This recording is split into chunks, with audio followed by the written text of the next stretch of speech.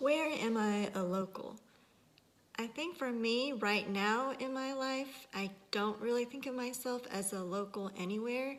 When I was young, it was definitely Texas. That's where I spent my formative years all the way through college. And even after college, when I graduated and I got my first job and lived in Chicago, I still considered myself a Texan and I was proud of it. In fact, I remember I would make Texas shaped cookies and give them out at Christmas. And I really felt like a Texan girl. So when people asked me where I was from, even living in Chicago, I would say Texas. Then I met my husband, who's not from Texas, and we got married. After living in Chicago for 5 years, we moved overseas and lived in China off and on for 5 years. I definitely did not feel like a local when I was living in China, even though I looked like a local. And so people would always ask me where I was from, and I think I would go just say America or then Taiwan. So I would give different answers at different times, but definitely didn't feel like a local there either. Then we've also lived in Maryland, where my husband is from, so he definitely was a local there. We were working with international students in Maryland.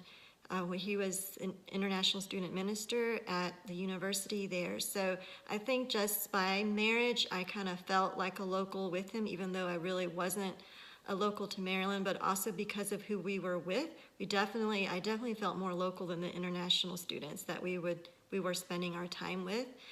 And so kind of fell into like a tour guide role in that place. Then moved to Birmingham, Alabama, and lived there for 5 years. And I don't think I really felt like a local so much there either. I didn't really feel like an Alabamian. I think that's how you say it, even though my kids did. Then moved on to where I am now. Lived in Boone, North Carolina now for about 5 years. And I would say I still don't quite feel like a local in Boone, but I hope that I'm getting to that point. I don't think I'm an expert of Boone because I'm still like discovering new things about Boone that I didn't know about before, or like who's related to who and things like that. But I hope that I'm going to get to that point someday. So I think for me, a better way for me to phrase that question is, rather than saying, where are you a local for me, maybe where do you feel most at home? And for me, that locality is not a physical place, but it's more about who I'm with. So I feel most at home when I'm with my family and close friends, when I'm with the international community or with the Chinese American kind of diaspora, that kind of community who understands my unique identity and shares that with me. So I think it's also with friends, when I'm with friends who have lived overseas and have experienced cross-cultural issues and identities as well. So it's more about the community that I'm with.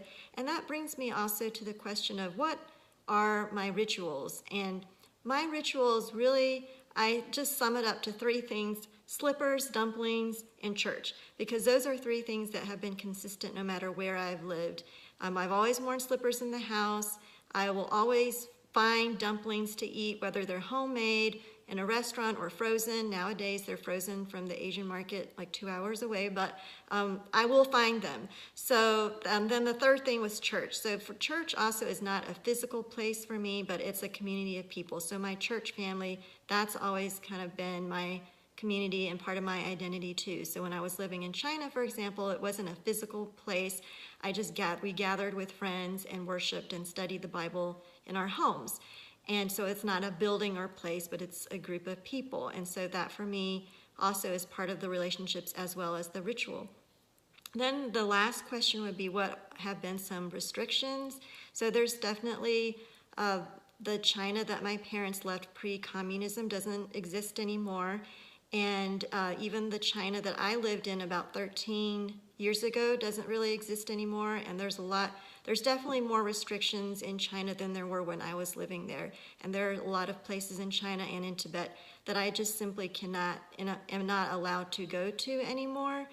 Taiwan, I don't know what the future holds for Taiwan, where I was born, if it's going to be taken over by China or if they will continue to be a democratic society. We also we'll see what happens with Hong Kong. We don't know what the future holds for Hong Kong and China in general. So those are some restrictions in my life that affect many people.